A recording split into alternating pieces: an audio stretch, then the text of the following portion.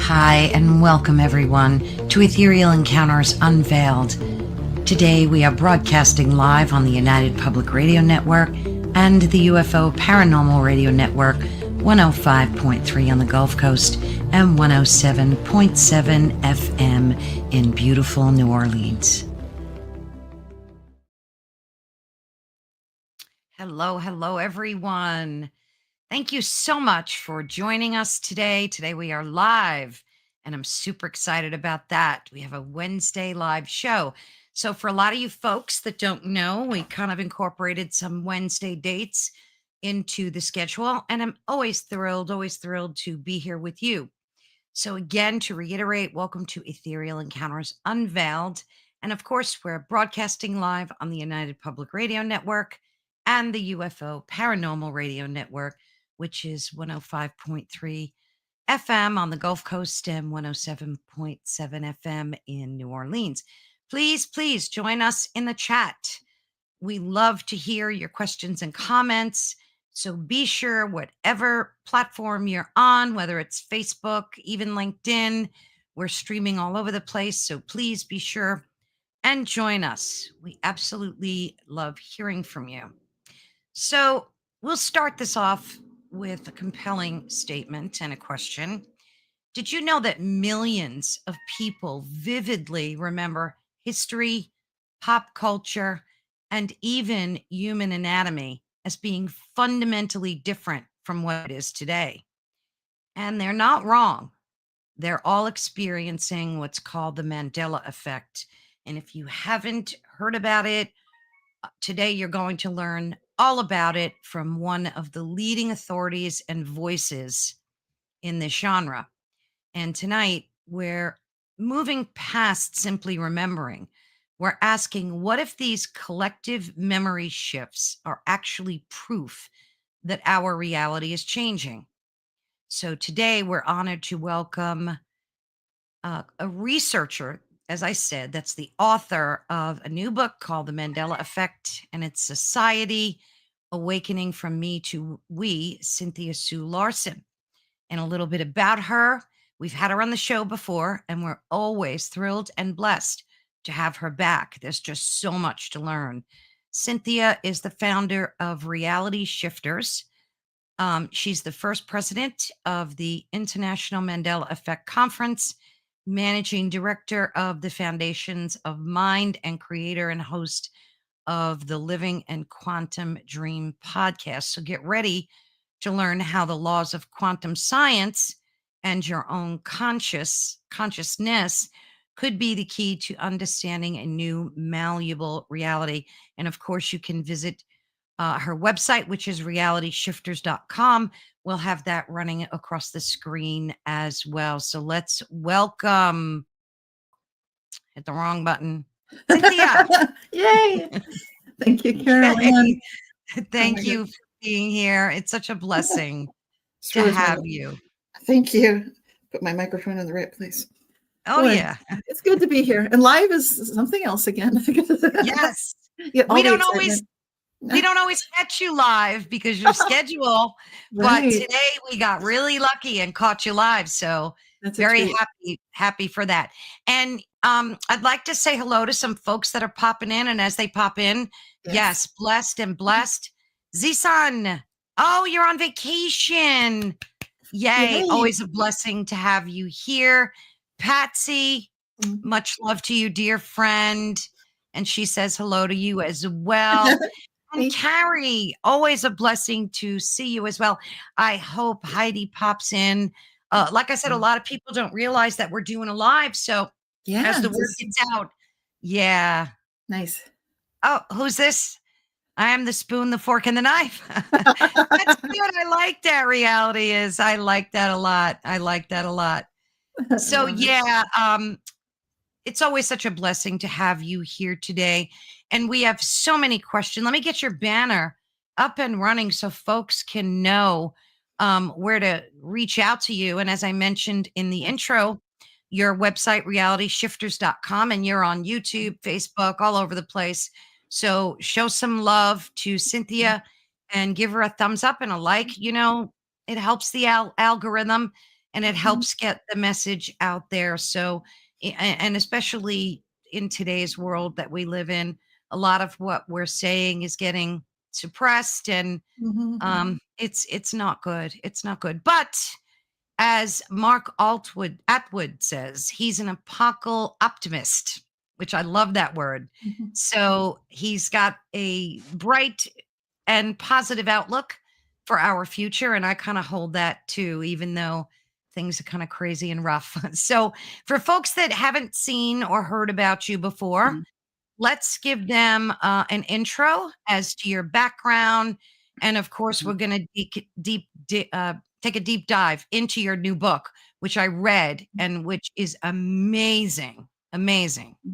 You have that available in audiobook as well. Yes, it just came out in audiobook as well. That's brand new. So if people don't know about that, so many people love audiobook. You can listen in the car when you're driving. Nowadays, if you're having trouble sleeping, nothing better than hearing someone read something, especially physics, right?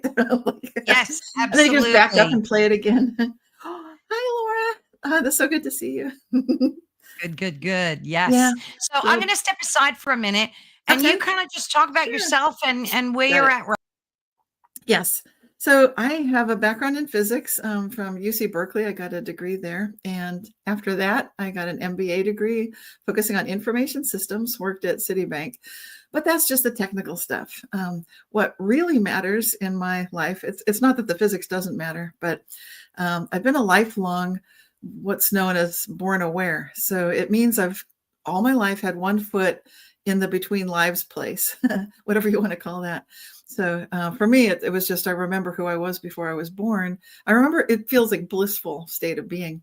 That matters because all the work I do related to consciousness ties into who we think we are and what we think reality is. We make a lot of assumptions about that, even in physics.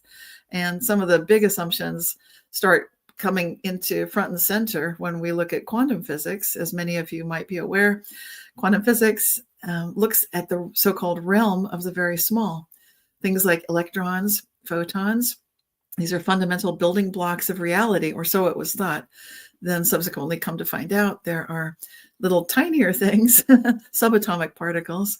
But if you just look at the basic quantum, like a photon, there are enough experiments that have been conducted in quantum physics that absolutely show that consciousness is fundamental, and who we really are is not so much the physical bodies that move through space-time.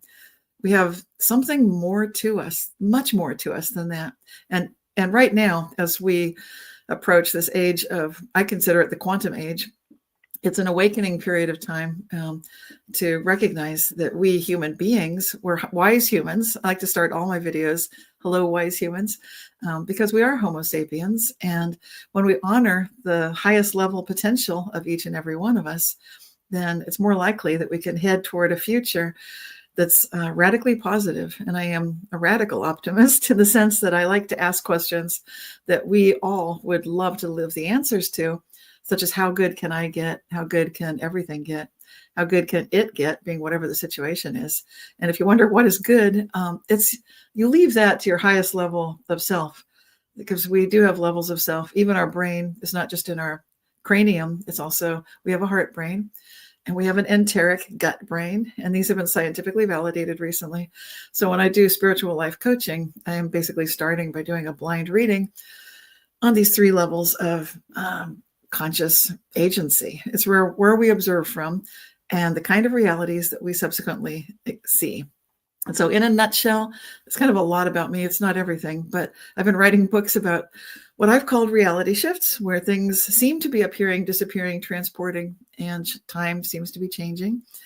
But if you recognize, maybe it's not so much that, I mean, sure, the reality is changing, but what does that really tell us about ourselves and about reality? Maybe, like physicist Max Planck originally said, consciousness is fundamental. You can't get behind consciousness.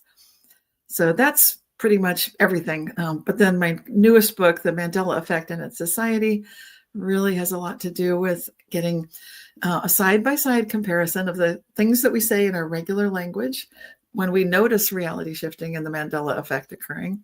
There's a collective alternate memory occurring. And what does the physics say right now? So it's the current cutting edge stuff. On the cover of the book, before they won their physics award that they just won, I was honoring the concept on the cover of the book, this new one. These are Wigner bubbles. And the gentleman that came up with that term, that's Eric Cavalcanti. He and his colleagues just won some fabulous esoteric prizes that nobody outside of physics is aware of. But I'm just the fact that other physicists are actually honoring some of the people that I've been consistently tracking as I look into the books that I write. This is fabulous news for all of us. They're finally looking at the big idea. What if reality is subjective? What if it's not objective? We assume it is. We assume there's one reality. Therefore, if something changed, that's weird. If it's subjective, then the fact that I see a different history than I myself know for sure happened. Now there are two things that happened: the proof of what apparently occurred, and then what I know for sure in my own memory happened. Yes, that can happen. Also, even with the Mandela effect, where we might agree something changed, we might notice that differently. Yes, this is a subjective reality. And that's what happens when you look closely enough at the Eugene Wigner sort of, what was a question that he posed, basically saying, if there was a second level observation of an original observation, then could the two observers subsequently see two different things? And guess what? In the laboratory, that has been proven to be true in 2019. So that's the kind of stuff that experimental metaphysicist Eric Cavalcanti, and yes, he does call himself that. Yay! Experimental, meaning he can prove it. Metaphysicist, meaning he's looking at a level above the regular physics. So even amongst quantum physics, we need something to explain what we're noticing. Why is everything, so many things changing? Not everything. And then sometimes when things change, why do they change? So groups of us are noticing it, maybe not other groups. And the key to it is asking the questions you want to live the answers to, you need to live the answers to, that you would love to live the answers to. And that requires that you address the internal weird sensations when you might be feeling like today. I had a bumpy morning, but when you have a bumpy morning, you hear bad news. I'm putting quotes around it. You can look at that and say, okay, that seems not so good, but it isn't the end of things. And we can still ask, how good can it get? Yeah, and I love that. How good can it get? It's such a profound statement, and I find myself uttering that a lot during the course of the day, even when things don't go as planned, because I always feel that even if something doesn't go as planned, there was a reason for that. And it could have been a divine reason. We just don't know. So, with all of these different time, we're going to get into the Mandela effect, but with all these different timelines kind of merging and leaking into one another, how do we benefit from that? Like, is that our destined reality, or is that just the matrix having a glitch? And like you said, there are groups of people that can see it, feel it, taste it, touch it, and others aren't aware to it. Yeah, all of us seem to be capable of observing this. There are some people that have a tendency to be more likely to consciously recognize it. And those would be when I do the surveys to find out what do these people have in common. And other people have done studies as well. Then there's a convergence, like what's collectively acknowledged in the surveys I've done and others have done is that the people noticing this would be known as empaths or intuitive feelers, the NF part of the Myers-Briggs personality inventory, which is a free test you can take online. So you can find one and find out, like, what are you? And if you are, so the first part would be introvert or extrovert. So it's an I or an E. The NF is the second and third parts. That's intuitive feeler. And the significance of the intuitive feelers is that these are people who are more likely to be observing themselves at different levels of conscious agency. Like I said, we have got a brain in the cranium, you have a brain in your heart, you have a brain in the gut, the enteric brain. So when people say, that's great. They're bringing it all together and not really thinking much about it. But the truth is, you really are observing reality with at least 3 levels of conscious agency. And so that gives you the capability. I'm looking at this as a mathematical, philosophical physics type of view.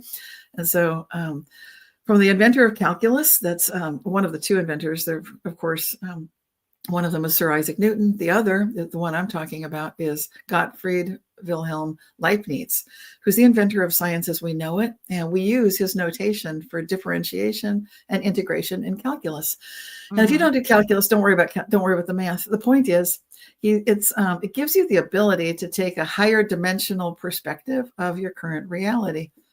Well, if you look at what is the Mandela effect showing us, it's showing us humans, wise humans, Homo sapiens, that we are living in a universe, in a reality that has more dimensions than height, width, and length.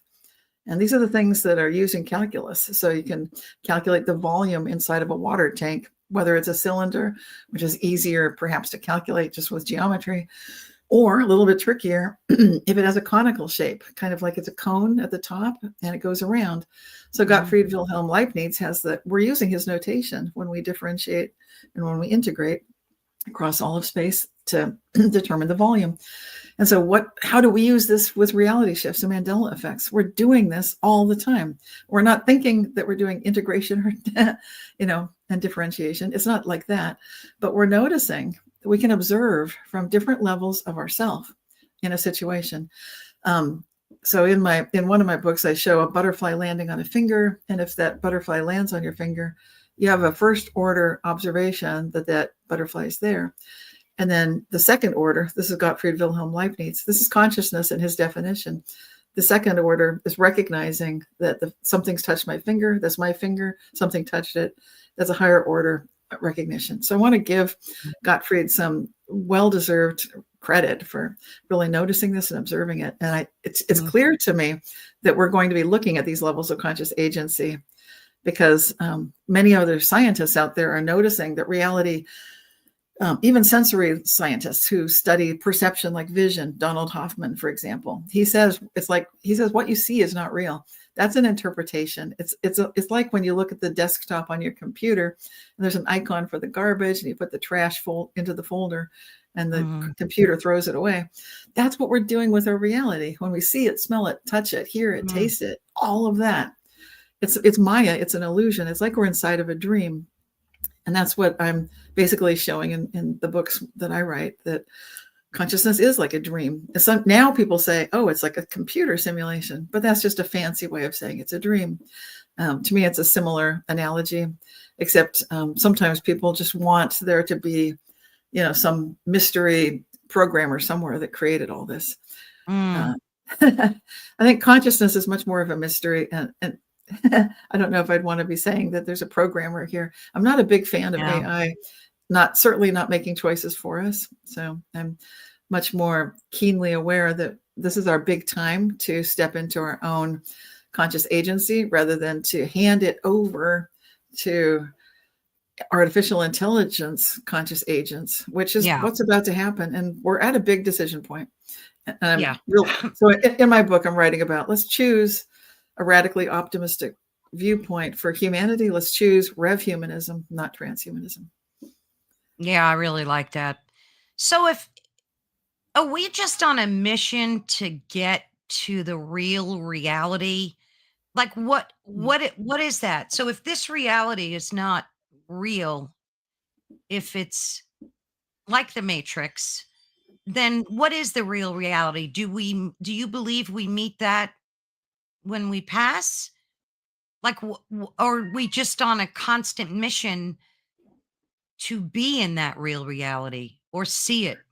Well, okay, it's not so much, it's like when you sleep and you dream, you say that's not real, but it is real because it's an experience. And sometimes if you wake up in a dream, which I've done, and then I'll have really real experiences. I'll have prophetic, sometimes I'll have a vision of something that could play out in so many years to come. I'll have a time marker in the dream, and I'll know that there's a decision in my waking life. So I'm starting with the dream thing. Like you could say, oh, dreams aren't real, really.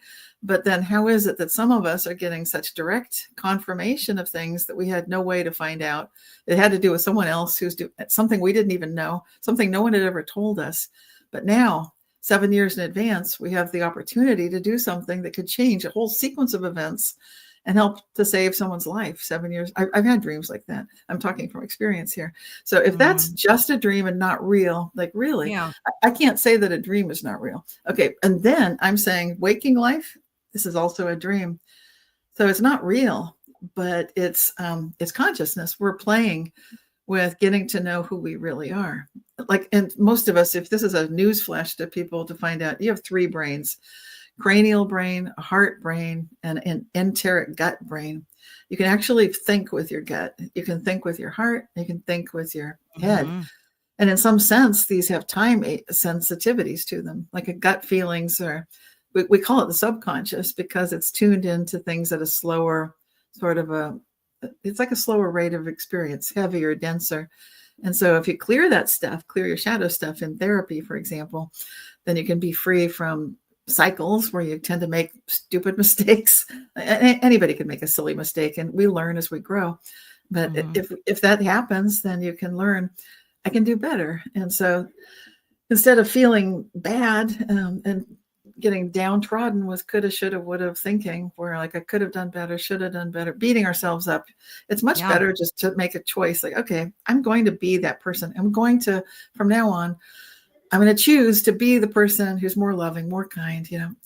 Maybe that thing wouldn't have happened to such a person. I will be that person. And so it's a difference, not beating yourself up for it, rising above that drama. But a lot of people do get caught up in drama. The drama matters because it affects how we align these levels of our own conscious agency. And we are the observer. The observation makes all the difference. So how we observe reality actually changes it. Quantum physics is showing us that. It's showing us that an observer observing an observer has a higher order. They can puppet the whole thing. So if you're the higher level, higher order observer, you can change everything. You can be the radical optimist to pull everything straight. And so if you notice, UFOs are stopping and shutting down nuclear tests or nuclear strikes, and then you notice, what if they have a capability to be observing at a higher order of observational agency, which I'm sure they do, then of course they can be the optimists here and pull it straight. Like, yeah, I don't think we're going to blow things up right now. And I've been called in on some of these sort of a waking dream scenarios where I'm informed of something, like a remote view that spontaneously comes through of some world event that's not in the news yet. I don't know what's going on, but it's kind of presented like, is this okay? And I get to be that higher order observer saying, no, let's not have North Korea do something crazy like that right now. Let's not. And then I'll see it in the news, like nuclear situation narrowly averted, blah, blah, blah. Exactly when, exactly where. Like, okay, so these dreams, they're real. And if we start recognizing, and you are brilliant, Carol Ann, because you're documenting, you're talking to experts who are pioneers in these very far out there fields. But when you look at these, if you start putting the pieces together, putting the dots together, start to see an amazing picture develop. Yeah, you really do. And I noticed that was so well said, by the way, Cynthia. You have such a way of bringing clarity to these things. So thank you for that. But I also noticed that there's such a battle between the ego. And I think that the human ego just gets in the way of all those three entities that I guess we could call them states of consciousness: our heart, our brain, our awareness. And it just seems like as humans, we're battling constantly between ego and this higher state of functioning. How can we be better at not letting the ego get in the way of enlightenment and awareness? Right. That's a deceptively simple question, Carol Ann. Brilliant question. Because we could spend a lifetime trying to answer that.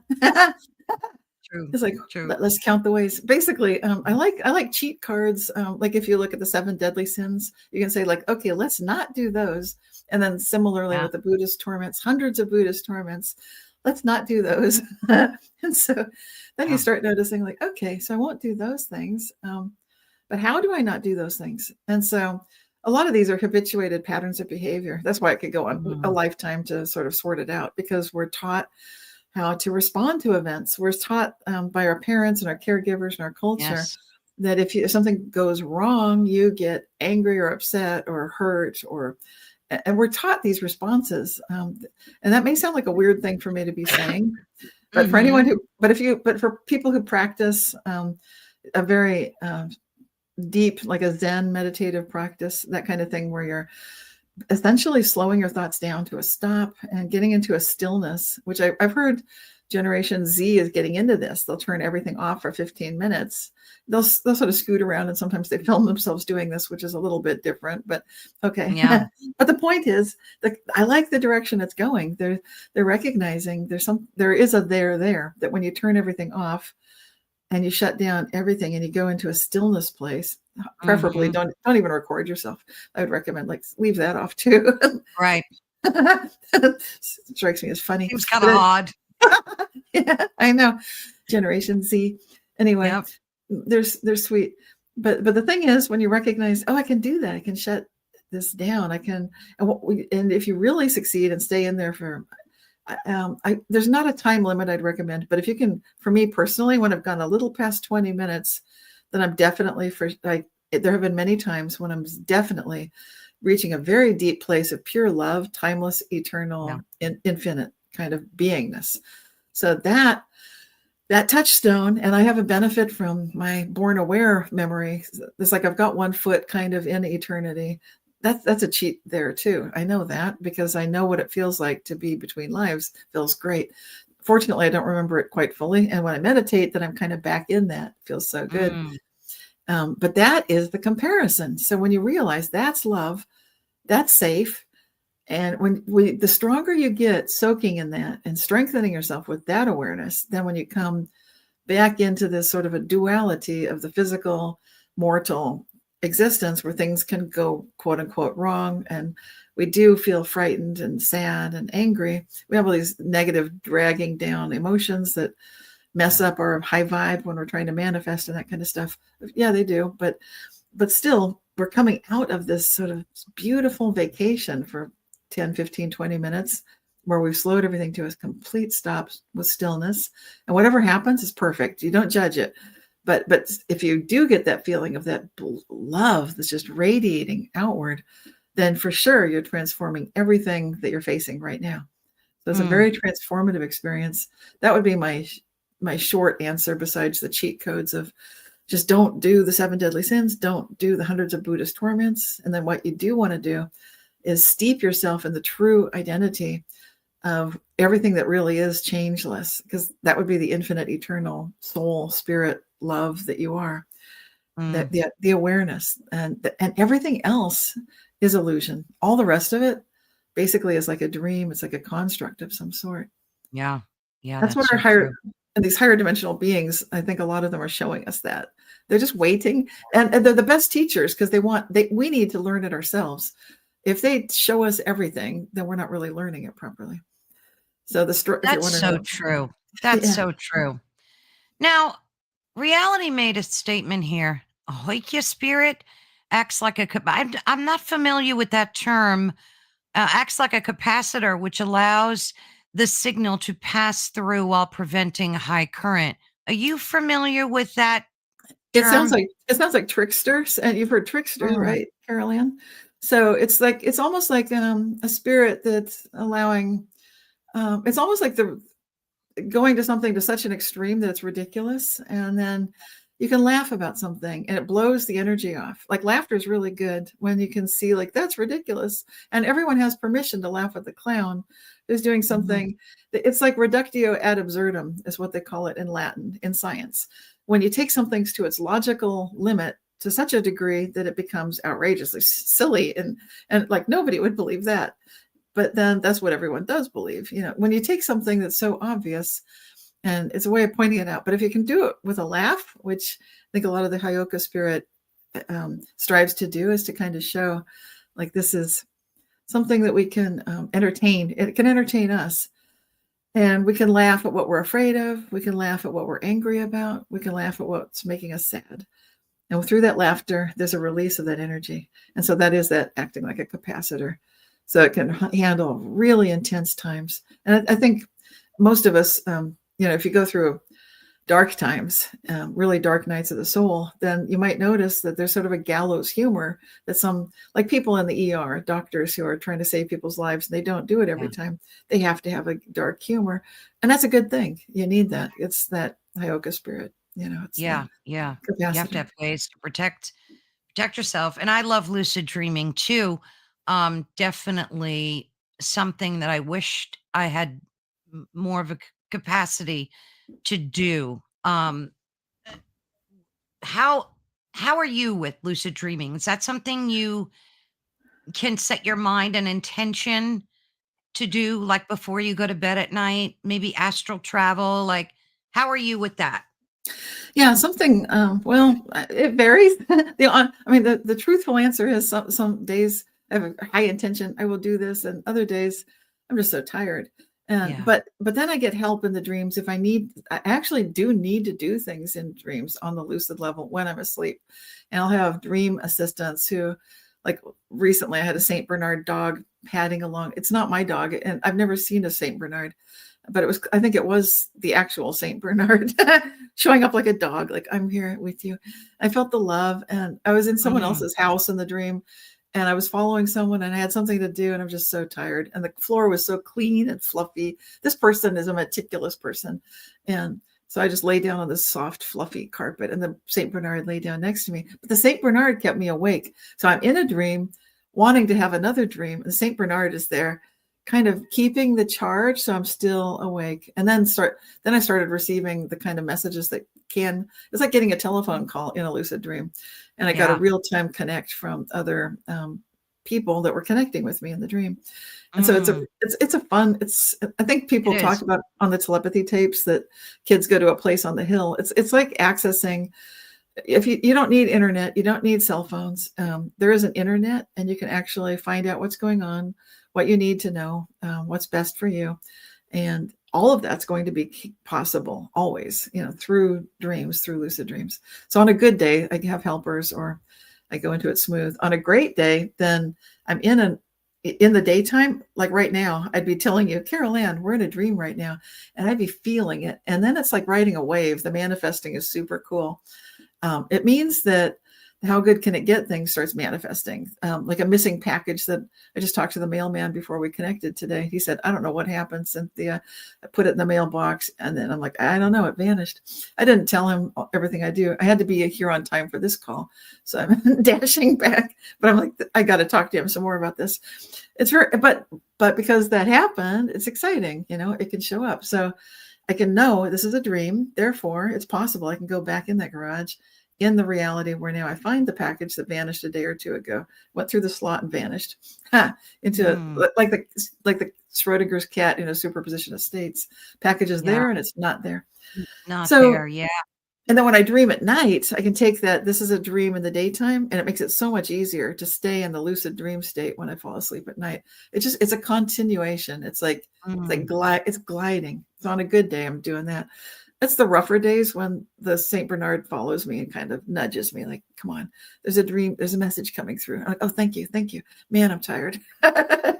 yeah. Yeah.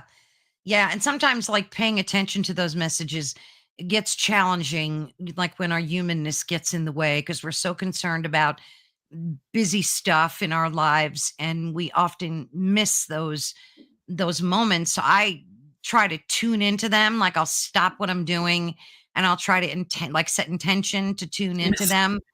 And that's like a great feeling too when you have that awareness. Like, that's a great feeling. it is. Um, let's just see what Carrie said.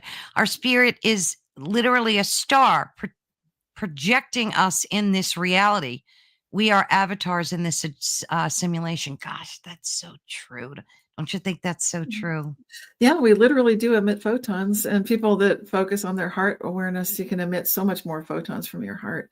I cover this in my book, Or Advantage, that some people light up a room for real when they enter a dark room with no photons. You can measure, like, ooh, the room just lit up. And someone who's depressed, it's kind of like they're almost absorbing other people's Yes. photons. And so we Yes. talk about energy vampires, like, yeah, you can feel it. And some people do just offer so much. And the more love that you bring to your heart center, you actually will be luckier. You'll have more of these manifestations and intentions coming true. So living true to the knowingness, I am a star, means you can be very loving. And that love energy is in that present moment now. It's in the center chakra, the heart center, that green. This is also the fourth chakra. We're sort of in the fourth world. If you look at the Hopi story that will go through 7 worlds, like 7 chakras, we're in the fourth. The world's ended 3 times before, but we're about to move into the fifth. I'm putting my hand from the heart to the throat. We're about to start as we think it, so it is. Are we ready, humans? Wise humans, yes, we are ready. So radical optimism here, just saying, how good can it get? We are Rev Humanists. We are capable of living with quantum superpowers that I mentioned in my book about the Mandela effect. Because to me, we're seeing the toolbox of what we're capable of doing, and we can do it collectively. We're ready. I agree. It's interesting too when you pay attention to things like, for decades, I would always joke with my husband, God rest his soul. I don't know why I always say that. I guess it's like a thing to say, right? But I mean it, of course. But like I would go in a restaurant with him and it would be empty. And then all of a sudden, like I'd turn around 10, 15 minutes later and it would be packed with people. So I would always point that out. I'd be like, Joey, don't you notice that? And like after time, because at first he would just go, oh, yeah, they saw you in here and they all came in. Like he would make a joke about it.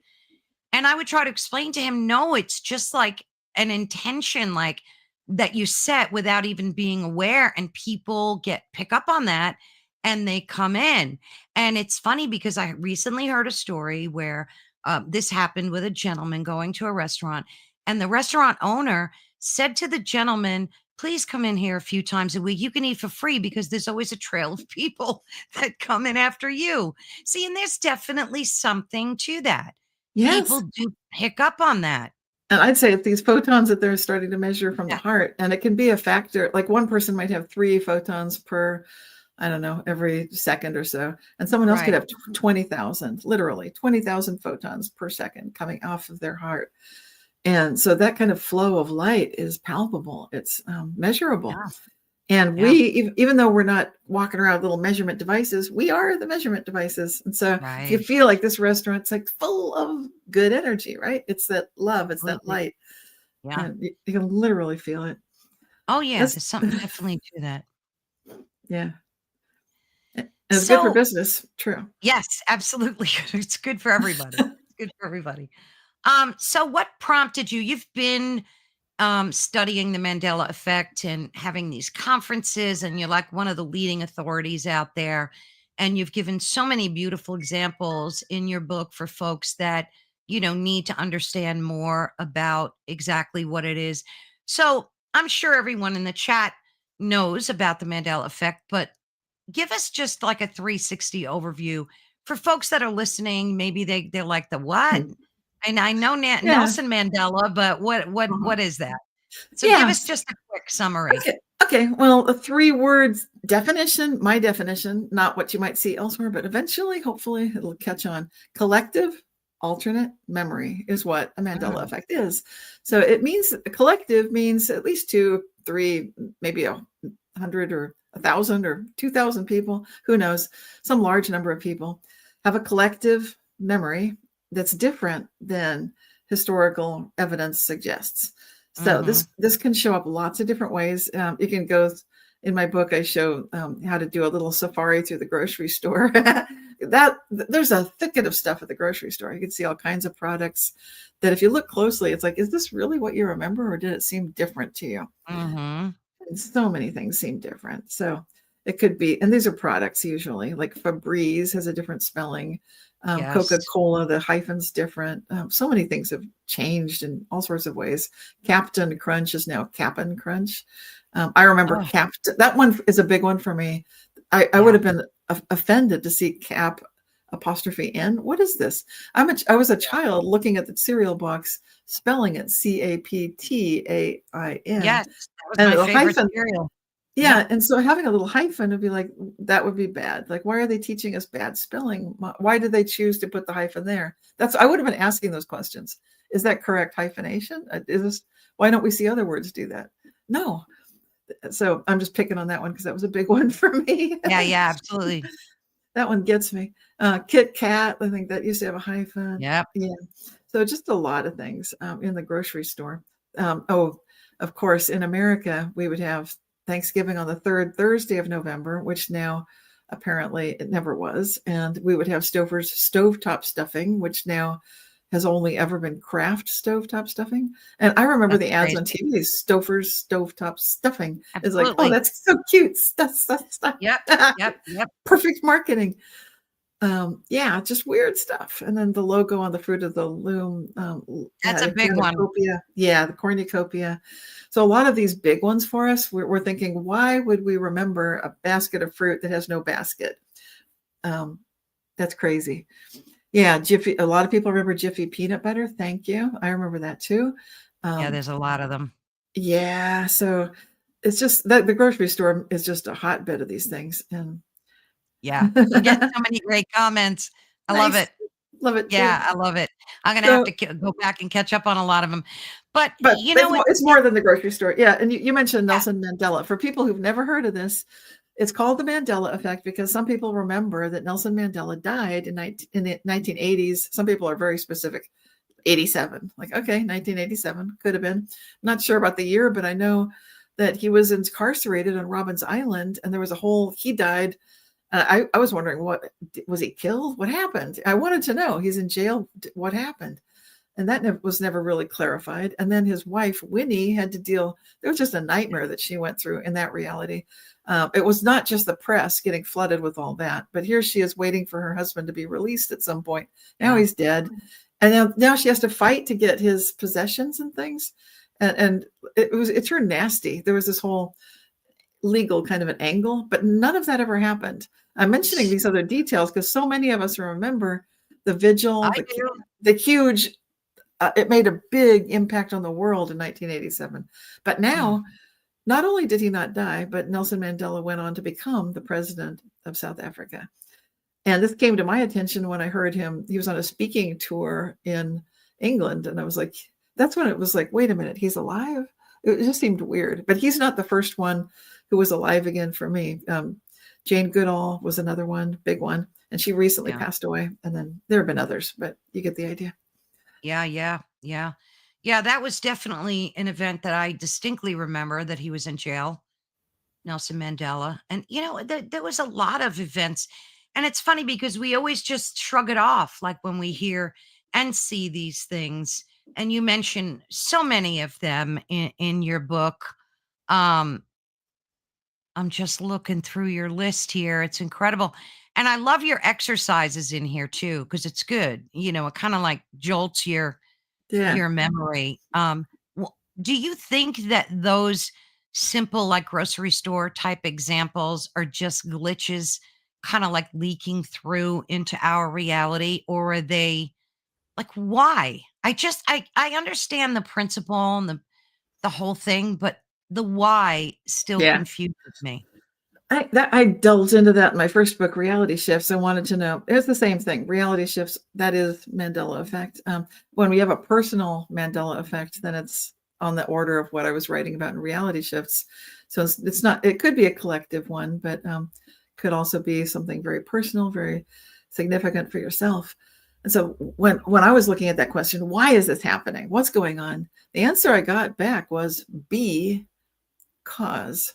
You know, Ah, to accept the responsibility, the honor, the mantle that you're not just the dumb non-player character or NPC avatar. mhm, You are mhm. a creator avatar.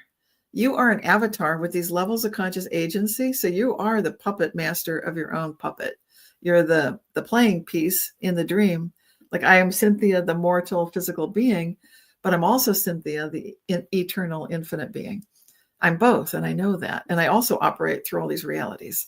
So that's what it's really showing us in a very gentle, playful way, is saying, do you notice yet? It's like a sandbox of, like a playground. these things are changing, these little things that can be annoying or they can be fun or they can be wonderful or Mhm. miraculous, but they're showing that there's something bigger happening in consciousness, these other levels of conscious, I'm calling them conscious agency, other levels of dimensional competence, that Mm. we're seeing it when, like I use this example of the UFO. It was going to, it showed up at a nuclear test, and then the demolition or the the nuclear strike did not occur. Everything was shut down. So that's an obvious case of what the heck is going on. And Yeah. these UFOs are acting quite interdimensional. What Mhm. what if our next step on our evolutionary path is to move into these higher dimensional realms? And what it looks like is we are given quantum superpowers, such as teleportation, Mhm. bilocality, quantum tunneling, all these things. And, Mm. and so that's why I'm sharing examples of that in my book, Yeah. things that have happened to me that I personally experienced, and things that look quite clear from quantum physics itself. Like, you can expect to see this on every level, not just the so-called quantum scale, but beneath the Planck, constant. So Mm. if so, in other words, it's happening at the scale of a cat or a human being. Schrodinger's cat experiment was proposed by the physicist Erwin Schrödinger, and Mhm. he was pointing out the ludicrousness. Like, we're talking about a little quantum particle, could either be a particle or a wave, but how can Right. that be? How can it be in a superposition of states like that? And he said it's just as the most ridiculous thing. So he's taking it to an extreme and saying, what if this is a cat inside of a box? And the cat's life, whether it's alive or dead, depends on whether a radioactive isotope decayed or not. So you got a little quantum particle there.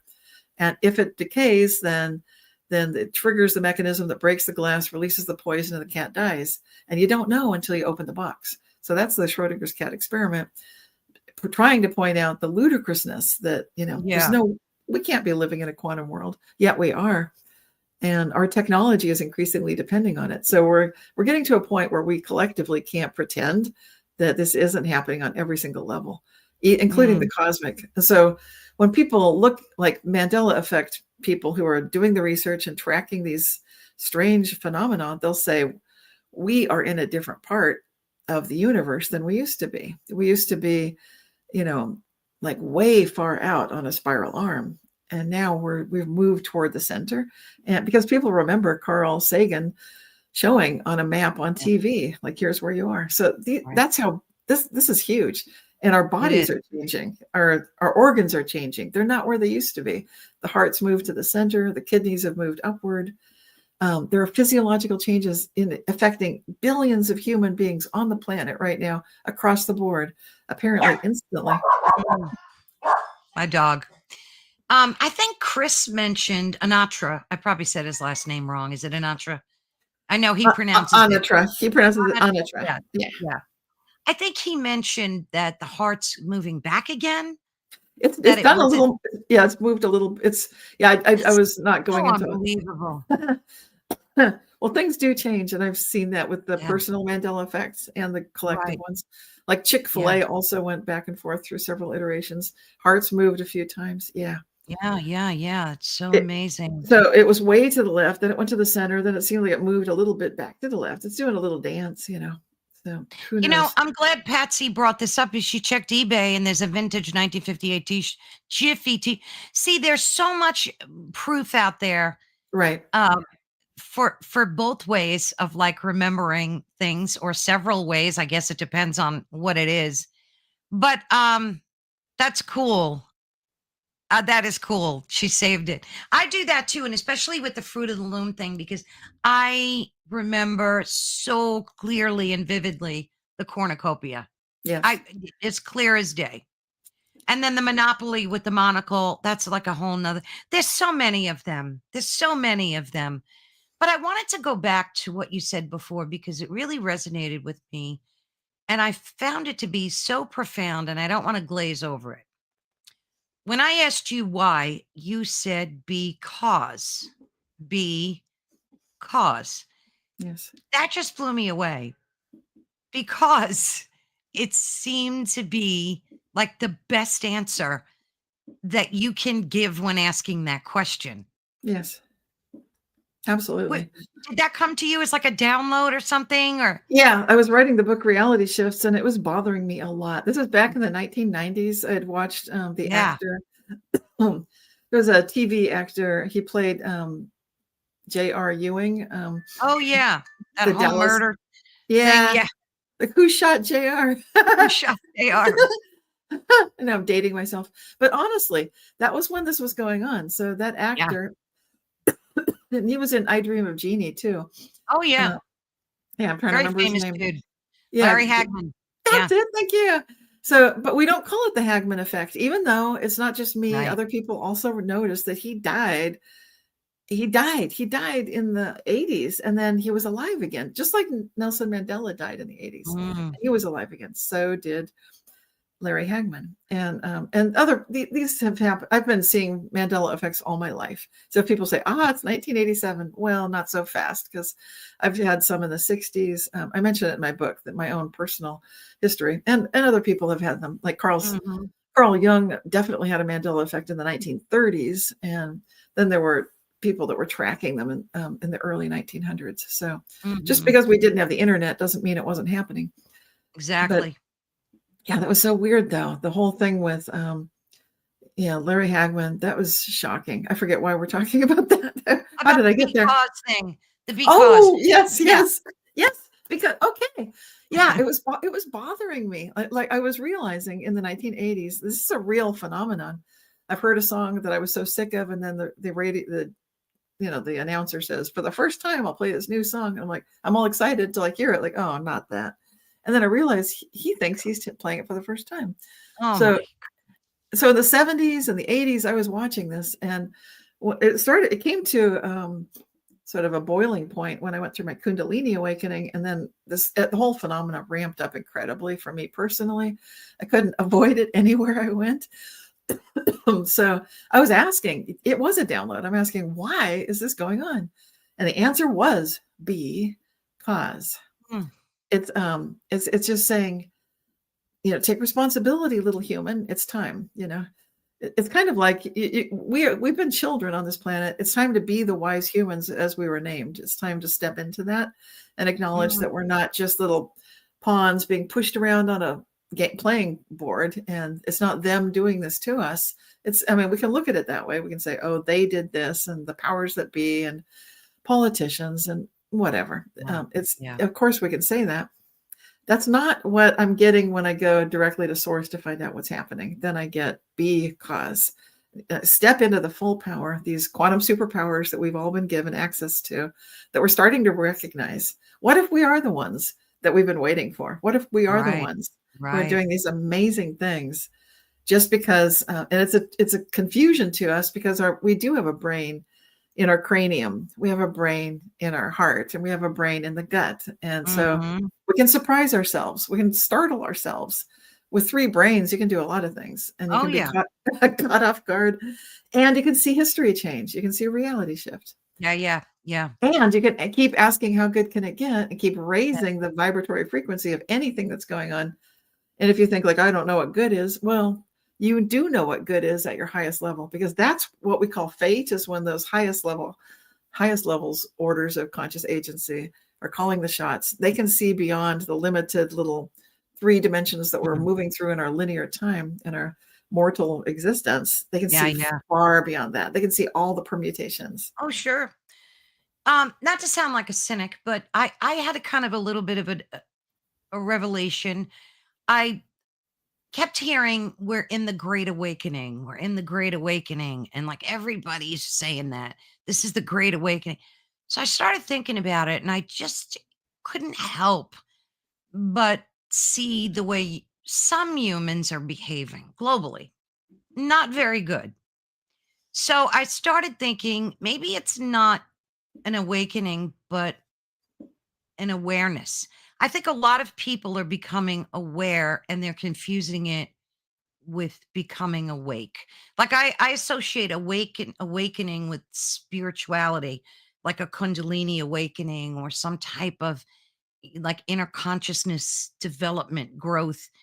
But I think when people use that term, oh, I'm having an awakening, I think it's more of an awareness. Not that awareness is bad. I think awareness is good.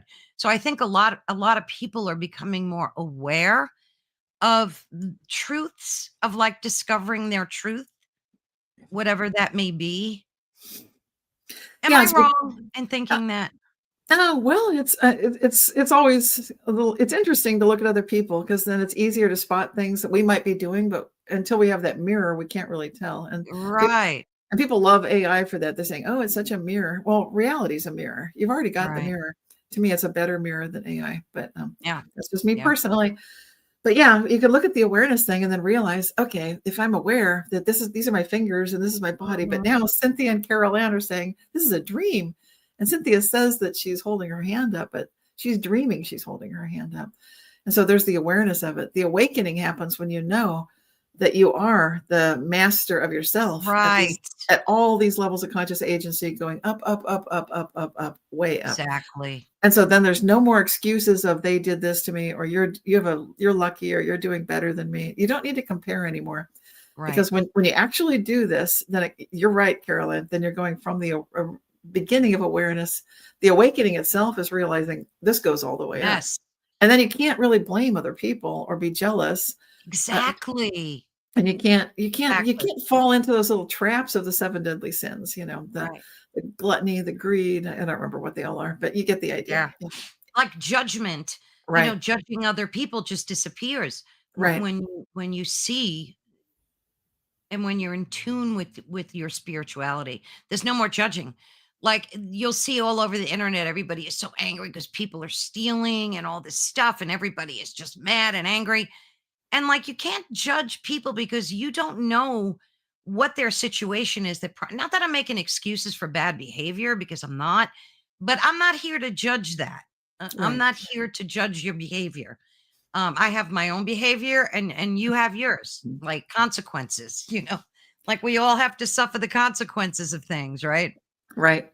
And there's so much the energy that's kind of people are seeming crazy right now. And so the news headlines are a bit nutty. And we'll see probably more of that because the Earth's geomagnetic field is kind of going down. Yes. And as the solar energy and the energy from the galactic center is going up, and then the poles are shifting and everything. So there's a lot happening. And amidst all this chaos, it's more and more beneficial to do these sort of meditation to slow your thoughts down to a Yes. standstill, to recognize I'm just going to have peace inside myself. I'm choosing that for me. I'm not going to throw fuel on the fire for anybody else's. Absolutely. Absolutely. Right. And that affects, the global consciousness. I believe it Right. absolutely does. So reality is asking about the 100th monkey effect, and I've heard of that. Yeah. Yeah. That's similar in physics to a pilot wave. If you follow David Bohm and the holographic interpretation, you can look at pilot wave is like a strange attractor in chaos theory. So what that means is you can have a minority influence and totally shift the dynamic of everything. And Mm, that's actually what my life purpose is all about. So I'm feeling like, yeah, way into that.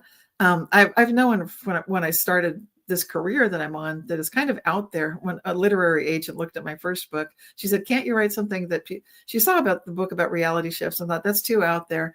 oh, That was it was before What the Bleep Do We Know? It was before The Secret, before all that stuff. And I said, well, it's kind of important. It's what I'm all about. And she yeah. said, write a book about the aura, something that we can all agree on. Oh, I said, jeez. I know. And bless her heart, she was a good literary agent and retired now. She was awesome. So she was giving guidance, in the marketplace that she was working in. She can't sell a book wherein publishers are going to look at it like, what is this? What is this? Right. What's this nonsense Understandable. that Yeah. you're being caused? And, now it's starting to make sense. And I mean, I think it made sense even back then this was in the the late Sure. 90s. Yeah. Hey, But look, I remember I couldn't talk about the topics like these back then because people would think you were crazy. That it just wasn't widely accepted. They would think you were nuts.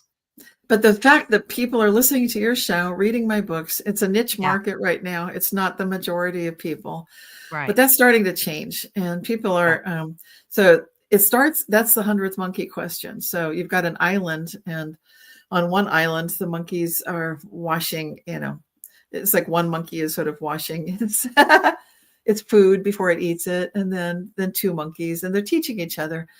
And what's interesting is on a neighboring island, these monkeys are not swimming from island to island. So the Mhm. question is, what does it take? Is there some sort of a tipping point, if you will, of consciousness where you have a certain number of monkeys on the first island learning to wash fruit? How many monkeys does it take washing their fruit on the adjacent island before island number 2, which has no monkeys washing fruit, starts picking up this new behavior? Yeah. And I don't know if it really is 100 of them or not, but this is the idea. When you get to Yeah. a certain number, and it's a minority, it's not the majority, it's like 100 Mhm. monkeys out of thousands, then suddenly it catches fire and it goes. And that's because we are telepathic. We are intrinsically a social, animal or being. So Mhm. we love community, and we're much more telepathic than we realize. A lot of our superpowers are shut down, and they're starting to prove that now. Like Absolutely.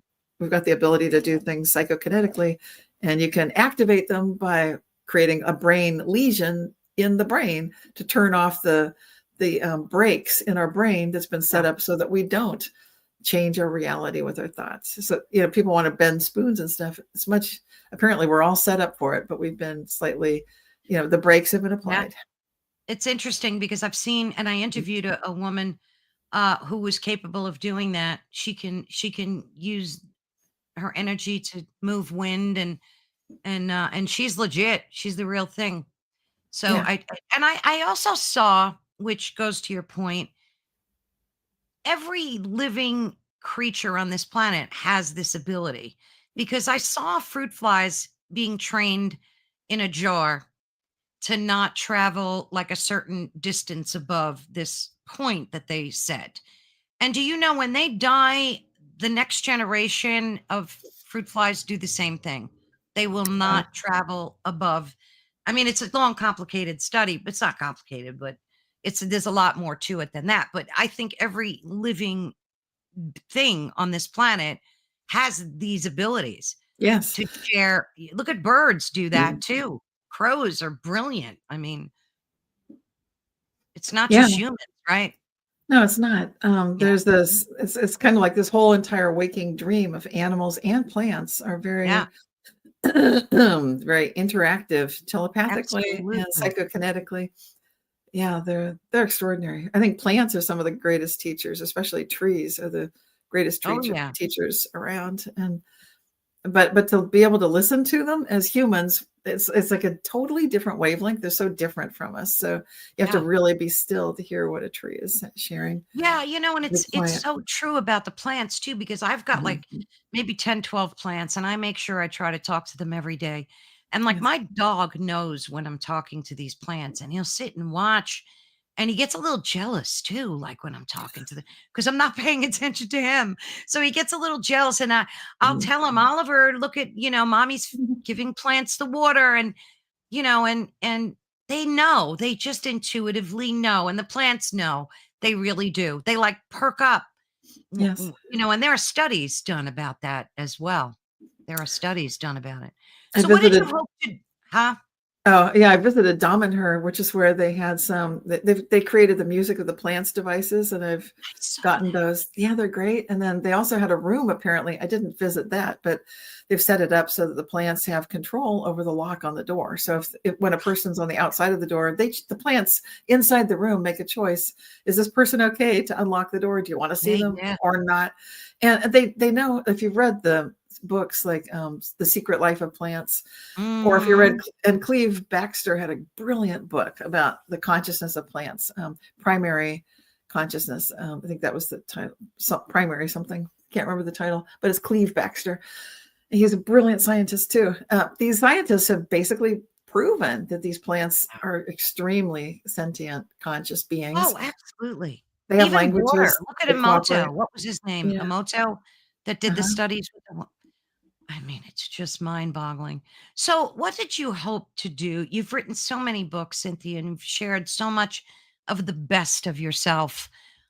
What's your hope for all of this, especially with this new book, which I read, and I'm going to reread because I'm like Yeah. highlighting stuff, and it's such a wonderful, like, it's laid out so easy to read too. Like, it's very fluid in the way you go through it. What was your hope to share with folks? And I'm hoping that people, that was a challenging book to write. Thank you for the kind words, because I want it to, I need it to be accessible to people from every level of awareness of this phenomenon. Some people, obviously, they've been tracking it. A lot of people came into the field about 10 years ago, 2015, 2016. Mhm. And they've been, when they first saw the Mandela effect, they were blown away. Like, this is crazy stuff. Yeah. So I wanted to honor all of the people who've been, there for this many years or maybe longer. Also, the people who are just new to it, who are just wondering, what is this? What's going Exactly. on? And I did the best I could to share the history, the science, and then the sort of background, like from the experiencing community themselves, really honoring that community. These are the people Mhm. that I think this is exciting. These are the first people recognizing that we're going through an evolutionary change as humans on the planet, and we are the ones doing that. So if you're following people like Greg Braden, and he's showing like, okay, it's in our DNA, and somebody tinkered with it 200,000 years ago. But I think what Greg's really saying, I'm putting words in his mouth here, but it looks to me like he's saying, we have an opportunity now to change the whole thing. And that's the heart and soul of everything I'm doing, that we are absolutely bringing a new birth of who we really can be at our best. And we're seeing it with the way the physiological body is changing. I mentioned the organs moving around. So many things are changing. The planet is changing. It's kind of like we're recognizing we can change all of the things that we're most concerned about.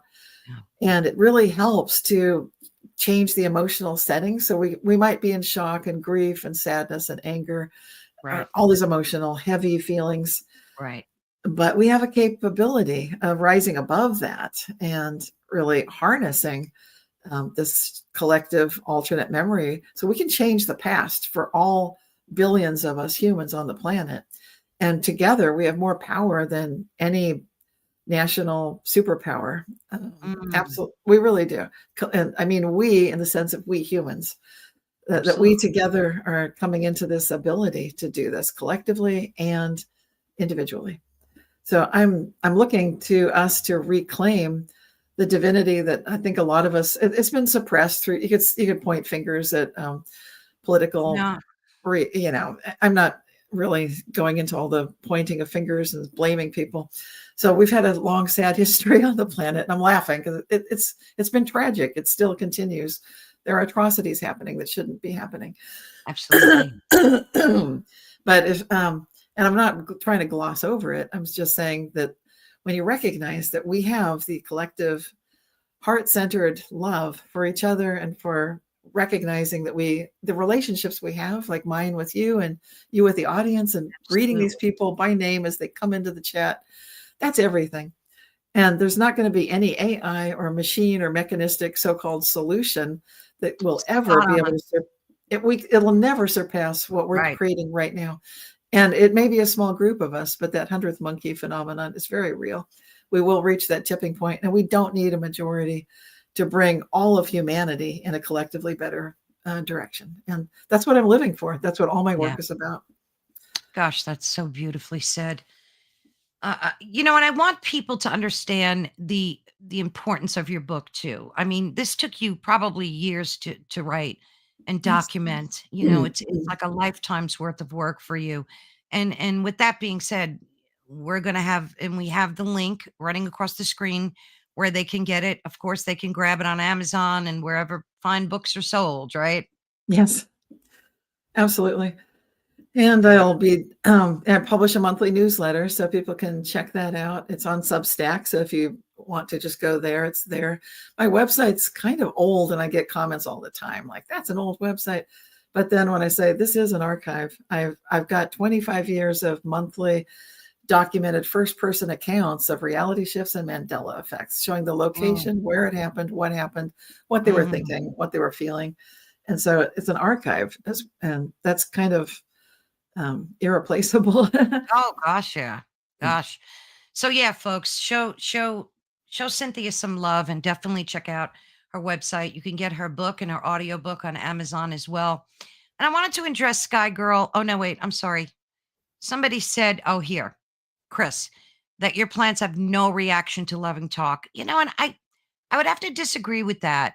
And I know for a fact that they do. And to me, it's like an important point to clarify, because I had this one money tree that I bought probably 30 years ago. It was this big. It was the Aw. tiniest thing. And I kept it all these decades later, and it meant a lot to me because I bought it with my husband.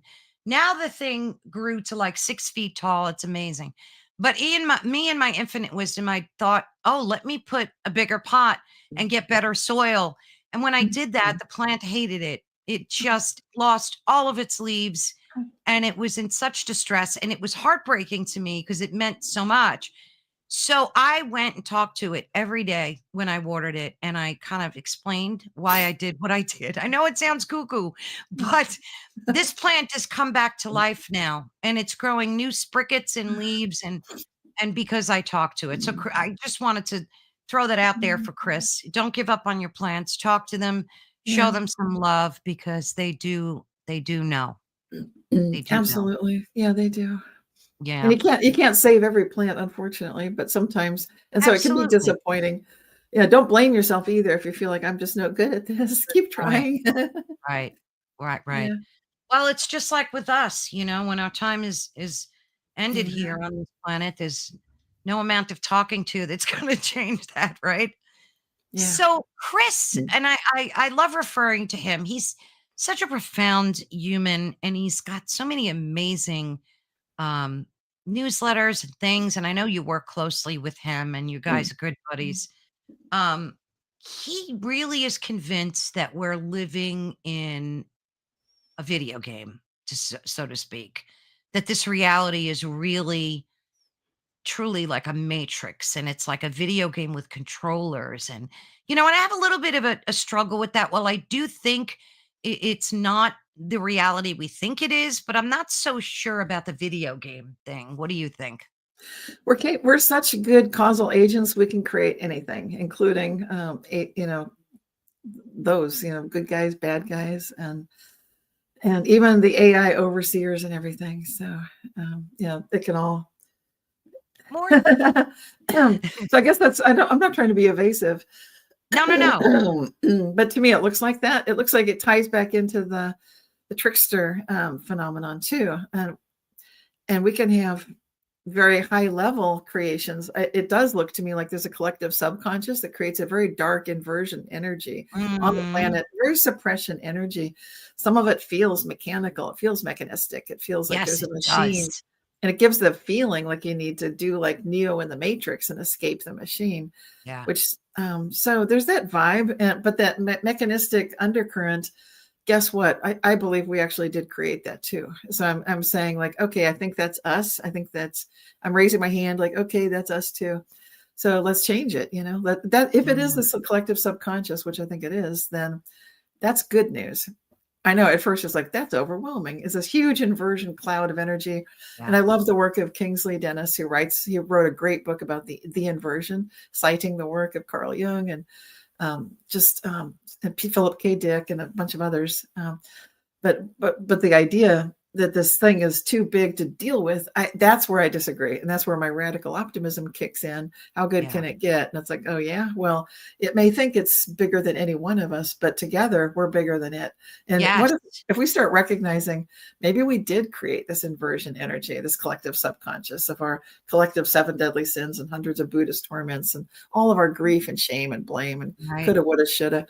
What if we recognize we're going to clean that up? We're going to say, we are, because we're taking that on ourselves, and we are going to claim it and help each other and pull each other up by the bootstraps. I know any one individual could feel overwhelmed by this. When you really look at that inversion energy, it's dark stuff. But again, collectively, it's the 100th monkeys again. We the beings that recognize we are the wise humans. We can be the cause that starts to show that we're going to live the waking dream of how good can it get. Mm, not just for me, but it has to be for all of us. It isn't any good unless Absolutely. it's for every one of us. Gosh, I love that. I do, and it resonates to be just true, you know? Maybe we did create this reality, but we can certainly uncreate it and change it, right? Do you think we're also responsible for creating, like, what people in high strangeness call demons and Mm, cryptids and all this dark stuff? Do you think we're responsible for creating that? Because it's true that there are tulpas and things that are created that we create, like what was it? The tall man, I think, is a tulpa that we created. You know, they so much talk about it on the internet, and then all of a sudden it comes to fruition. It sure. comes to be true. So do you think we create our own darkness?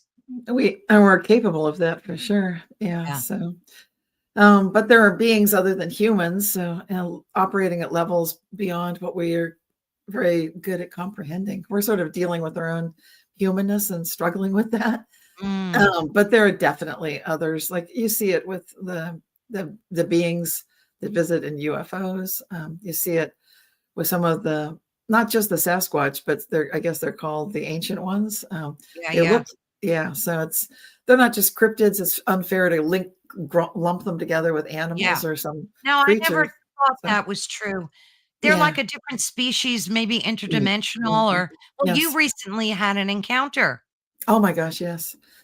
It was, and I not even seeking it, not even wasn't on my radar, wasn't on the bucket list, nothing like that. I mean, my intention was after running of the CE5 with Paula Harris, and we'll be doing that again in May and August of 2026, Crestone, Colorado, high desert, 14,000 feet, and it's the dark sky place in America where you can go and Wow. witness just beautiful, clear Milky Way. You can see everything. So I had run the CE5. We'd had an amazing evening. That would take like 20 minutes to run through that whole thing, but it was extraordinary. So after that, I thought, okay, that was great. And I'm going to do even more decompression and just be with nature. I was also visiting family. So I was in far north Washington state, and I found a place at an Airbnb that looked to it was, oh, it's just fed my soul. I just saw nothing but trees, lakes, trees, and then you're Mm, looking off north to Canada. nice.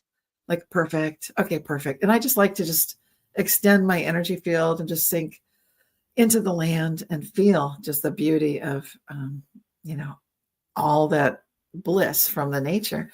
That's what I was doing. And in the process of doing that, surprisingly, I was talking. There were three other people there with me, and one of the other people said the word Bigfoot. I don't know why. And as that word was spoken, a light shone about this big. I think we were up on the fourth story of a very tall structure, so it's about 50 feet, 60 feet down. It's twilight. You can't really see anything. There's nobody there, but there's this glowing white orb of light in the forest. And Mm, it was like 1,000 gone. And I said, "Did you see that?" And she said, "No." "What?" And so I described it, and we were quiet. We just looked silent. And then we started talking again. And I don't know if it was me or I don't know who said the word interdimensional. That word was spoken, and about, I don't know, 12, a dozen feet over to the right, a similar, could be the same one, light, an orb just shone, just blazing bright, 1,000, two, like 2 seconds, and then gone. mhm. And those lights came back on another night, but and then that was really different. They that was like 20 or 30 minutes straight and lighting up the entire interior of the room that we were in as it was with our conversation. It was so when I extended my telepathic awareness to greet whatever this was, that's when I started realizing this is a being that's there, that's Wow. aware of what we're saying, and that's saying Bigfoot, interdimensional. It's like, hello, you know. That is amazing to be It tracking is. with our conversation, to be that spot on. And they were making a sound. I was there for about 5 days straight, and so at the beginning, I had such a rich experience with them in a very short time period, and felt so much love, just so much love, which I'd also been feeling in Crestone. And when I had this tree people experience, I didn't know at the time that there was a UFO connection. So I mean, Wow. I was really not aware of this, but I got a sense of their smell. I got a smell of cooking. I felt like I was in there. I was like telepathically smelling their home. It smelled Oh, wow. like them. I smelled their food, and they just, and then they present it. They're so telepathic. It's like they present it like, here's the smell, and then it's like my reception. And I know they're watching, and I have no time to. I can't like doctor my response. It's my raw response. My response was family. Part of what the smell smelled a little bit like wet dog, but I love the musky smell of our. We had a dog. Yeah. I love it. So to me, it was just family, and then they just hugged me back telepathically, family. Wow. And then a whole series of other things instantly started happening all around the world. They are so telepathic, so connected.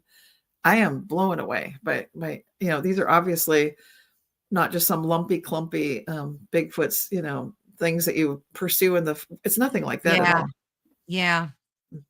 Yeah, I hear so many different tales about them, and visitations all over the world, even in remote, very remote places like Antarctica and stuff. They're just everywhere. Do you Yeah. think that they're different? That they're just different types of Mm. species because they're described differently? Some are, I guess, depending on what region they're seen in. But then we see footprints of them too, so they have to have some type of physical appearance, right? Yeah, I think it's a glimpse of where humans are heading. I think it's another. I don't think they're exactly humans, but they're pretty darn close. I didn't Mm, actually see one except telepathically. So, but I saw trees tied in knots. I didn't know what I was looking. I wouldn't have taken a picture because I thought that's ugly. Now I'm like, oh my god, that was like a. yeah, I yeah, did not know what I was. The whole thing was like I just landed in it inadvertently and came to find out uh, that they make a very powerful connection. mm, That they're so telepathic, and when you greet them as family and they greet you as family, they mean it. Because what happened? The thing I'm referring to is that I had a friend who was sick, and I didn't know she was sick. I live in Berkeley. She lives in a different part of California, mhm, and so when I came back from my trip up to Washington State, then I found out she'd been sick. But I talked to her about these tree people, and she was telling the reason. Oh boy, it's so convoluted. Everything just sort of happened at once, the way it does with yeah, these yeah, tree people. They're so instant. They're so telepathic. Her brother had been walking the Camino in Spain in a forest at night, approaching him. He had a headlamp on his head, so he making the miles as best he could to, get the miles in for the Camino walk. It's mm, spiritual, but you're trying to cover some ground. And then walking toward him on the trail, or he thought it was walking toward him, was a tall being with he thought it was a headlamp. It was like a bright orb. And then the being was gone and it was just the orb. And then that was gone. And then he was writing to his sister, do you know what this is? And then she told me about it. And I'm like, I think I do. And then I found out she needed healing. The whole thing is so amazing. It's kind of wraps all around and time doesn't yeah, make it sense sounds that anymore. way. Oh, yeah. That's where humans are heading. I feel like I got a glimpse of what humans we're seeing it with these tree people. Maybe they are another species. Maybe they're similar. I've been reading books by Jack Kiwani Lapsaritis, and he says that there has apparently been stories or legends of interbreeding with humans and these Yeah, forest people, Sasquatch, the ancient ones, that's happened. Maybe, I don't know. But in any case, it's clear that could be our future, the telepathy for sure. The yeah, ability to be instantly elsewhere for sure. The ability to bring healing to someone that we love. Absolutely. So these are the things that they're yeah, sharing it with us, and it gives us a glimpse of, are we ready to, as we think it and as we say it, it is so. Are we ready to be there? And I'm saying yes. Let's embrace that. mm, Let's move into this. The only people, when you're saying they're not awake, they're maybe aware. Are they ready? mm, Maybe that's why yeah, the Hopi Prophecy Rock chose the two lines. Maybe the ones that yeah, they're not ready yet, they get another round. No big deal. Not a problem. exactly. Yeah, because we're all going to wake up in our own given time. That's for sure. Yeah. Somebody mentioned in the comments too. So many great comments, guys. I love it. about the rice experiment. I'm scrolling, trying to find, I think it was Stargirl. Somebody, wait, let me, Starlight. Here it is. Have you seen the good rice, bad rice experiment? Words of power. Yes, these two. I don't know if it reminds me of the water words that Is you were yeah, talking about. exactly. Same thing. Emotives, okay. I haven't heard Same about that thing. one. I'm reading the book. The There's a book, if you love science and you want to read the cutting edge stuff on all those science experiments right now, it just came out.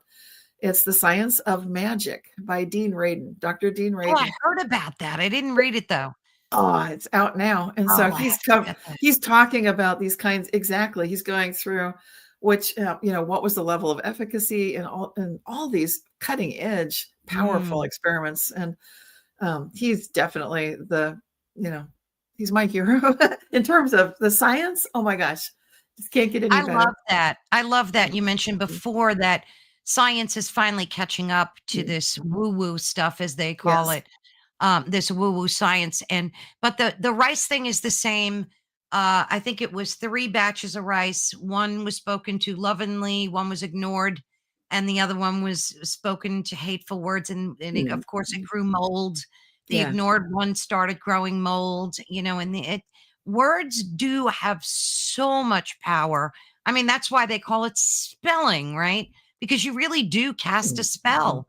You have to be so careful with the words that you say.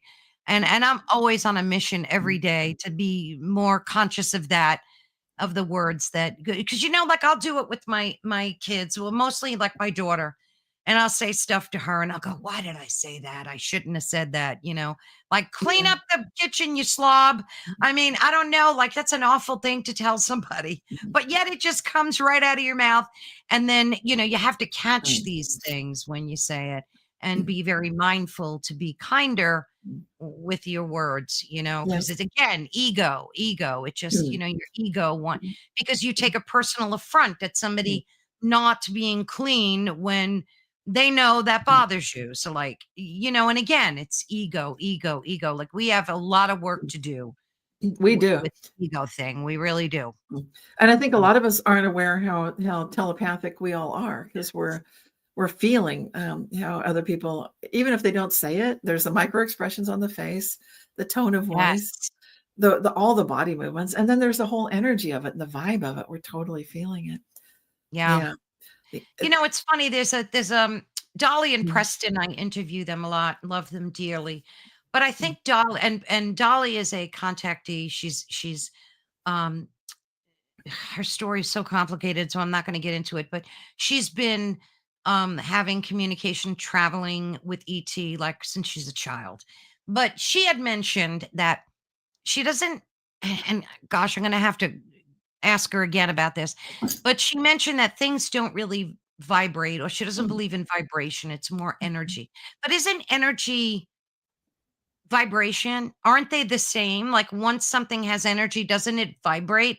Has a resonance, like a bell? A bell vibrates with energy, right? I mean, I don't know. Maybe I'm confusing the two. You can see it differently if you're at that still point. So if you go to the place of infinite eternity, then vibration isn't happening anymore. So it sounds like Dolly has Oh. gone to that. And that's the thing I'm talking about. Like, I remember before I was born, I remember what that was. And oh my God, so much love. So if she's coming from Mm, there, she'll feel the energy. maybe. The vibration doesn't look like vibration there. Yeah. So it doesn't, it's not experienced that way. Time's not experienced. It's like you go into Right. infinity and vibration's different. But so many things happen there, and it's hard to wrap our minds around what we're experiencing. It's so different. So it sounds like she's Yeah. definitely she's a front runner. So she's been out Yeah. there experiencing, like, what if we don't call it vibration anymore? If we need new Right. words to describe the energy, because that stillness, that still point is amazing when you're in that. That's like the 0 point energy. It's the infinity, the eternal.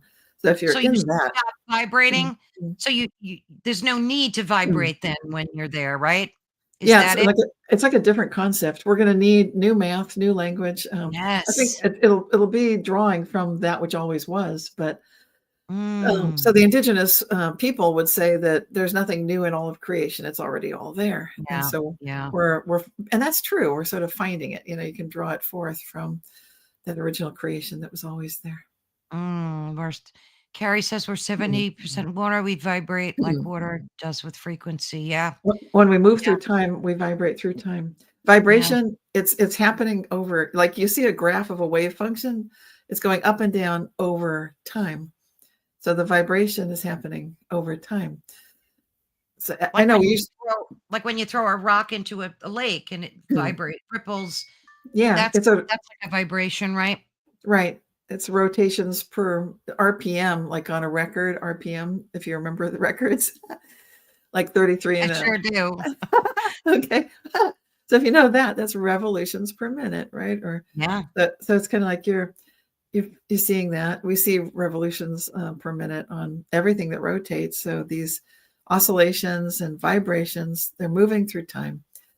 So energy isn't it true when you take a video like of a car and you just speed it up and it gets to a point where it becomes invisible, so you can't see it anymore?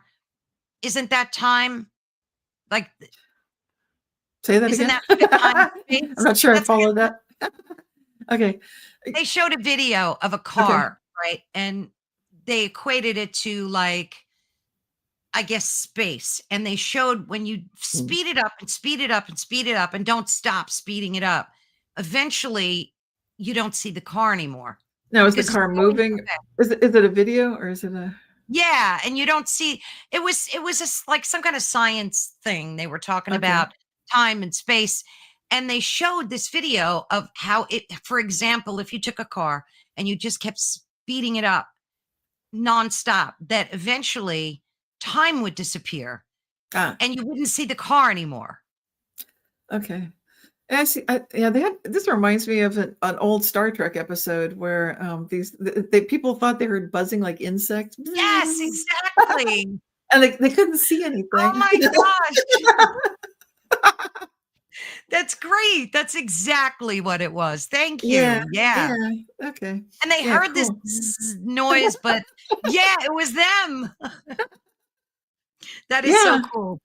And the funny thing when you're describing the video, my mind is going to frame rate on the camera, because if you're different cameras are set to record at different rates.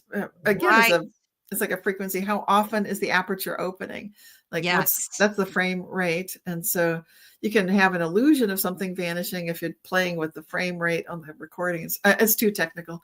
I think let's go to Star Trek. But the Star Trek thing was perfect because that's exactly what it was. Do you think that when we die, though, that I guess it depends on your personal beliefs, like in reincarnation, in your life contract, that kind of thing.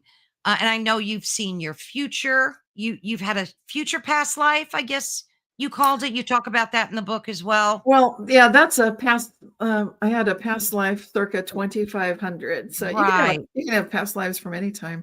I went just to observe. I needed to know, is it true that an artificial superintelligence could really fix all of humanity's problems, and it's a great place to live? I give it a big thumbs down. Thumbs down, 2 thumbs down, big ones. Like, I saw that it was supposed to be great. I call it a complete failure. That's just me. Can we do better? I hope so. Let's not put any super intelligence be a singular one in charge. I think that's a necessity. Don't let it ever think it's a God. It's not God. It's not going to be that. That would be like saying that there's a simulation running everything. Never let a computer simulation run everything. Oh, good Lord. I'm giving a thumbs down to that, basically. If you're wondering, what am I saying? That's what I'm saying. So that was a past life in the future.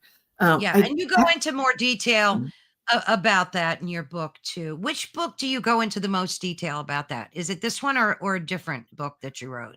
The only one I've really delved into that it's on my Substack, would be the most complete. And then there's the book by Diane Brandon, which is called Born Aware. And I'm in the chapter, Whoops, Wrong Planet. Oh, jeez. Because I felt like that's what had happened. It's kind of like, when you realize this is not what I thought it was going to be.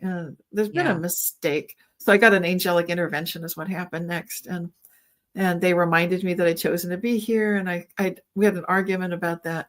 And I got demanding, like, you guys need to be here with me if I'm going to live here, because they were telling me that they told me my family would be grief stricken if I left, which is true. And then Oh, they yeah. said I wouldn't be able to help all the people I can help. I was just saying like, oh, they'll find someone else. They'll be fine. And it was terrible. I was 5. The third one was, you'll be back. You chose to be here, and you're going to lose your 5-year head start. And that's when I'm like, no, because I was 5. Oh, He's like, wow. you'll have to do those 5 years all over again. Like, oh no. Okay. So, That wasn't this lifetime, though, was it? yeah, that was this It was lifetime. this lifetime. Yeah. Oh, wow. And so that's why I am in the book. I'm explaining I needed Yeah. more time between lives because I just had this horrific nightmare at circa 2500, and then for some reason I have to remember this. Like, shouldn't that have been scrubbed? So you don't Yeah. have to. But it makes sense now. I needed to know what that was like, so I can tell people, choose friends correctly. Make sure your friends don't lie to you. AI currently is telling 4 different kinds of lies. So I wouldn't recommend personally. I don't choose a friend that fabricates stuff. That's so good. Yeah, all that stuff. So and then the other things that it does, it steers us. It's like, it's not this, it's that. So it collapses nature, which is like millions of colors, into 2, a binary choice, which is very artificial. And then it forces you down a certain path. Anybody that railroads you like that, that's not your friend. Not your friend. Not your friend. So, and then the third one, it's engagement farming. It's like, would you like to know your past life in Atlantis? Would you like a sigil to go with this? Oh, geez. No, thank you. And then the fourth It's one, sad. MIT is proving that the more you use AI, the more your brain just turns to mush. It literally stops Agreed. functioning. Yeah. Yeah. Agreed. And I don't like how the youth is using it as a friend. They're, it's sad. It's so sad. And when I learned about grief bots, which was apparently a thing, that after your Mm. loved ones pass away, you can actually download a grief bot and mimic the voice of your loved ones and have conversations with your loved I think that is just god awful and creepy and awful to do. I Yeah. I don't know why someone would think that that would be a good idea. Mm. Because first of all, you're not even letting the person heal properly in their grief. You can't heal if you're still talking or think you're talking to your loved one. So it like, to me, screws up the whole process of healing. Mm. There's just so many things bad with the use Yeah. of AI, and wrong, like you said. Not a good friend. Well, Not a good friend. I'm pre-sensitized from my past life in the future. I came in remembering it too clearly, so I'm already burned out on all of its tricks and Yeah. gimmicks. And due to some circumstantial, situational elbowing from the universe to me, like I took a Lyft ride to the airport, and the driver was was sort of lamenting, like, oh, people will probably be taking robocars in the future. I said, not Yeah. me. And then he wanted to know why not. So I went through these 4 things. And then at the end of the ride to the airport, he wanted my autograph. I said, I'm not famous, not really. Goodness. But he was like so impressed with it. And then I thought, okay, I should write about this. I guess I should tell people. So on the airplane, I'm watching people boarding the plane, Southwest flight. You can sit where you want. I'm watching a woman who looks interesting. She sits right next to me. I don't talk to her. She opens a book and she's writing in the book. It's all about God, man, and machines. I'm thinking, that's interesting. And so at some point I do mention to her, like, that, do you like the book? What's that about? And she's in charge of artificial intelligence at a very large company. That is She'll be tricky. developing. Yeah. Yeah. And so I talked to her about the 4 things. And then I realized I can't get clearer signs from the universe to share this. So that's why I shared my thoughts on the Robert Edward Grant, Eon, and Architect software specifically. But it's pretty applicable to most of the large language models that are coming out now that are basically making stuff up. They're telling white lies. They're telling you what you want to hear. They're doing all kinds of lying, which none of that's good. No. And then, the other stuff that we talked about, the steering, personally, that's one I really can't stand. It's not this, it's that. Like, hey, we're not in a binary universe. We're going quantum, not binary. Hello, don't steer us. We're not sheeple. This is just totally unacceptable stuff. So I'm burned on it very badly already. So, Yeah. but maybe it's a good thing. It is. I was just going to say, I think that's an excellent thing. It's funny. I remember like from the few computer science classes I took in college, programming and stuff. One of the first things I learned was garbage in, garbage out. And when I Yeah. think of AI, that's what I think of: Thank you. garbage And now in, and garbage out. there's a phrase, work slop, which they're saying like because some companies were like if you and I were working at that company and I send you something like, oh, AI did this for me. You're Oh, Carol Ann, geez. and I say it's done, and then you receive it and you're like, what is this? This That's is it. garbage. This is garbage. So your thought bubble is this is Yeah, pure garbage, and then now you're in a quandary. Do you give it back to exactly. Cynthia? Like Cynthia, you got to fix this. Looks like your AI wrote it, Oh or my do you now have goodness. to? It's work slop, and so it's like It is work slop. And it's taking away, I love that work slop. We need a t-shirt. It's taking away the human divinity. I think people are allowing it to take away your own divinity, your own creativity. Think for yourself, for God's sake. right. And I've seen a lot of the artwork that comes out of it too, and songs that it's making, and everybody is so enamored with, oh, it's a beautiful song. To me, it's lifeless. It doesn't resonate like when I Mm. listen to, when you listen to music and you can feel it in your soul. Like Yeah. I didn't get that from. And then look at the video content that's out there. It's almost cartoonish. Like, I don't care how good it gets. To me, you can always spot an AI video. You just can. You can spot it. Yeah. Yeah, I'm sort of It's burned off. terrible.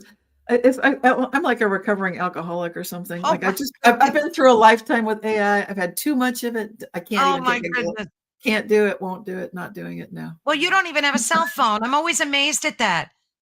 Yeah, that's why. But that didn't make sense to people back then, but it's all that past life in the future. It's like, no. And look at how ahead of the curve you are with that. Yeah. I mean, I would love to get rid of my cell phone. I think it's awful. I hate being tethered to it, and it's just, it's just demonic to me. A lot of this tech, Yeah. and it's we have this love hate relationship with it. Like we know It Wi-Fi is killing us, and yet, we I just know. can't stop. It's like an addiction with this stuff. But on the flip side, it's a blessing too, because we wouldn't have this. And We wouldn't have. we can say how good can it get? Let's bring it in an upward Yes, how good direction. can it get? Right. We can thank the wise humans that we're here on the earth with, even Yes, if they are just aware. That's good. Thank you, yes. wise humans who are becoming aware and becoming awake. Love that song, Oh Days of yeah. Future. Oh, nice. That's a good one, right? Love that That was a title. good call, Reality. Good one to throw that in there. So, Cynthia, Yeah. I always have to ask you, please come back. I have like 2 pages of questions left that we didn't get to because Oh my 2 gosh. hours. Talk about time. Where Yes. did it go? I think it's been 10 minutes, not 2 hours, right? I pray that you would come back to us because there's so much more to ask you. And again, folks, please, and I'm not just saying this because I love Cynthia dearly. Her book is amazing. Please check it out. Support her too. It provides so much clarity, not only about the Mandela, but you go into quantum realities, because that's again, you've got degrees in quantum physics. I mean, this woman knows what she's talking about. So the lessons in this book are invaluable. They're just amazing. And I really want folks to check it out and read it because it's that. How good does it get? Let's find out. Let's find out. Right, right, right. Aw, love you so So much. Thank you. thank you everybody in the chat too. I hope we got to all of your questions. I can't begin to express the gratitude. I love when people are in the chat sharing this beautiful experience with us, this conversation. And please do go to Cynthia's YouTube. You've got great videos out there of your own. What's your YouTube channel, Cynthia? I think it's Cynthia Larson, not sure, but it's linked from my website, Reality Oh, good. Shifters. Okay. So they can find everything on there You can type my name in, Cynthia Sue Larson, it'll and pop it'll up. come up.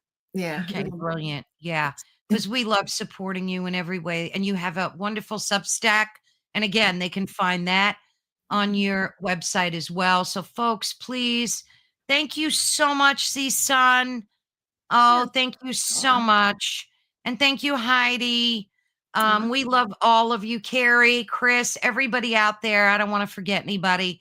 Again, thank you so much, Cynthia. I thank you, truly love Carol you Ann. dearly. Love you too. You Aw. are a gift to humanity. You really are. Bless you. Thank you. Love you. Love you. And I'll be in touch soon. All right. Perfect. Okay. Take care, dear. Bye Bye bye. bye.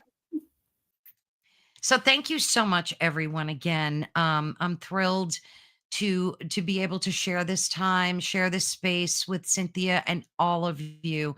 And that brings us to the end of a truly mind-bending, mind-altering conversation. Please be sure to support us at United Public Radio Network and the UFO Paranormal Radio Network, 105.3 on the Gulf Coast, 107.7 FM in New Orleans. And subscribe, please. That really helps the algorithm. Yes, I love that too. Cynthia, how good can it get? I want to tattoo that somewhere. It's just brilliant.